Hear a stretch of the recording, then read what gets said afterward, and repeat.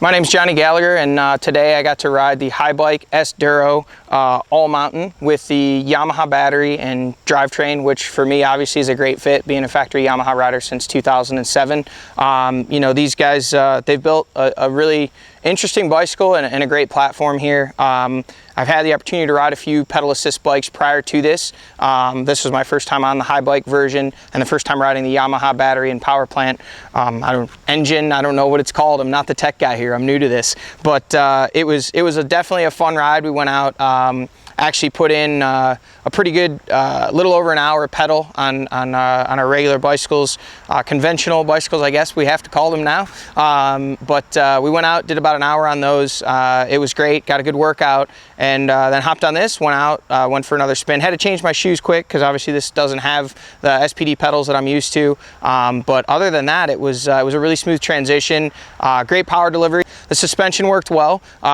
Overall, you know, it was a great bike. Obviously, it's a little bit different than riding a conventional mountain bike. It's a little bit heavier. It handles a little bit differently. This is actually a large, which I normally ride a medium, so it wasn't exactly perfectly fitted to me. But in my opinion, the positives way outweigh any negatives you could come up with. To me, I think the big thing is this is going to open up a whole new world of mountain biking to quite a few people that maybe haven't been into mountain biking before because of either their lack of ability to clean certain trails and get through them without having to get off the bike and carry the bike. This is going to help with that. Obviously, fitness is a big thing, you know, and most people use cycling, be it road or mountain bike or, you know, beach cruising, whatever it may be, as some type of fitness. But to me, this is you know, I've seen it with a few people that have gotten pedal assist bicycles recently where they're saying, you know, maybe they don't technically have to pedal as hard to go the same speed, but it's allowing them to ride longer, ride farther,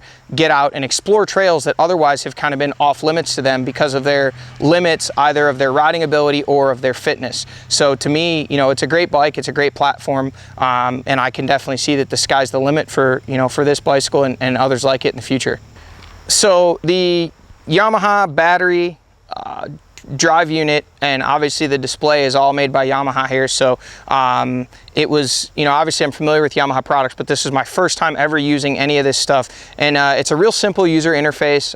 It works, you know, seamlessly for somebody who's never used anything like it before. You've got some switches on the handlebars here that allow you to turn the electric motor on, activating the battery, and which also activates the display here. On the display, there's all kinds of useful information, speed, your distance, and also, to me, I think that the biggest thing is obviously it shows you your battery life that you have left, and it shows that by distance, like how much further you can go before you run out of battery charge and then have to pedal it like a regular bicycle, which you may not want to do because it is considerably heavier than a conventional bicycle. But nonetheless, it's actually got 4 power modes.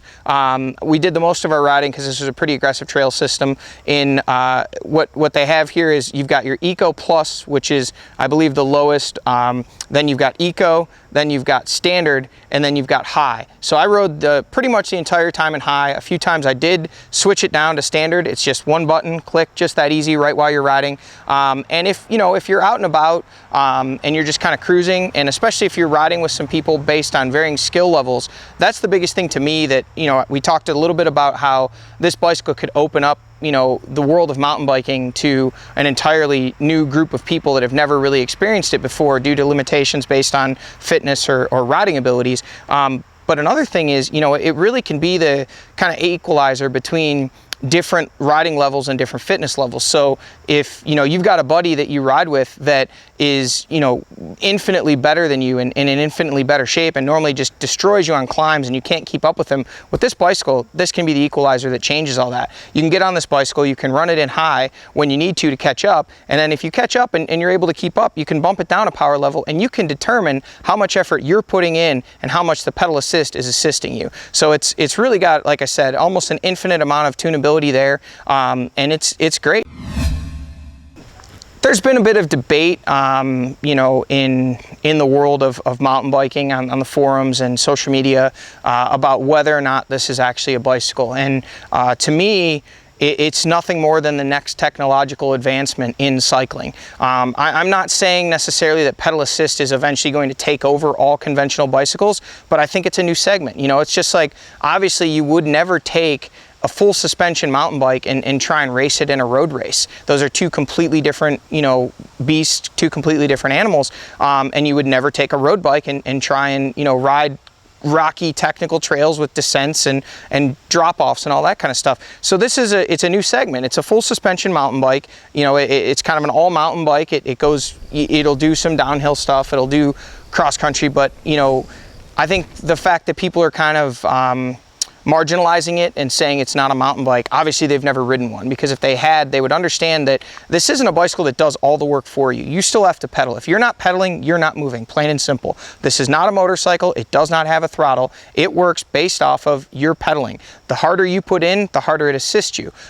So I think, you know, there's been some discussion, some debate about what this is going to be for the future of mountain biking, but I see it as nothing but positive. I think, as I said, it opens up trails that were, you know, previously inaccessible to certain groups of people. I don't see, based on what I've seen the few times that I've ridden other pedal assist bikes, and then today with this bike, this bike is not harming the trail or harming the ground anything more than anyone else will. And for those few people out there that are going to say, well, it's a heavier bike, so it's going to, you know, it's going to damage the trail. We met some people in the parking lot here today that they were enthusiastic about the bicycle, but they had their concerns. And what I would say to them is, you know, I'm a 200-pound guy. Obviously myself, even on my full race Trek Superfly, you know, I'm going to weigh more than if you put somebody who's 120 pounds on this. So are we going to put weight limits on the people that are allowed to ride trails? I mean, to me, you know, God created this beautiful nature, and provided people are using it responsibly, I don't see this as anything that's tearing up trails or doing any damage whatsoever.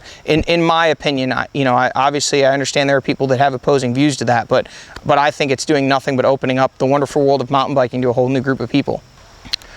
So in the world of Grand National cross country racing, it's always been allowed that you can preview the course either by walking it or by cycling it by bicycle.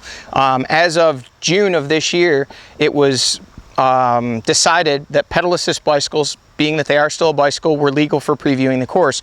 A number of guys right away went out, purchased pedal assist bikes from varying manufacturers. There's even quite a few Haibikes out there that people have purchased. I think they were the first ones that showed up, and then some other manufacturers as well. But it's really interesting, and I think it's obviously completely different than somebody who's using for cycling for training or for recreation. We're using it as part of our job. We're previewing a course that we are going to race the next day, and we're limited actually to amateurs can preview the course the day prior, but being that the pros are only allowed, XC1 class is only allowed to preview the course the morning of, you know, it puts you in a bit of a quandary. You have to weigh the balance of the effort that you put out, you know, cycling the course on a conventional bicycle. These are, you know, 13-mile courses with, you know, crazy amounts of elevation change. We race in the mountains, and, you know, to put out that kind of effort, I mean, you're talking, some of the courses take close to 3 hours, you know, to pedal the entire course. And to do that, and the effort that you put out, then to have to back that up and hop on the machine and race just a few hours later. So with, you know, with these pedal assist bikes, I think it greatly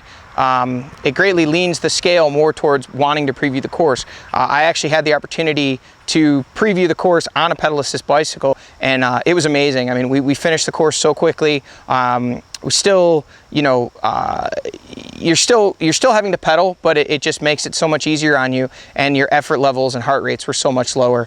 We did 12 miles and barely even broke a sweat. Now granted, we weren't going at a full race pace like we would have been if we were trying to set, you know, kill Strava KOMs and that kind of stuff.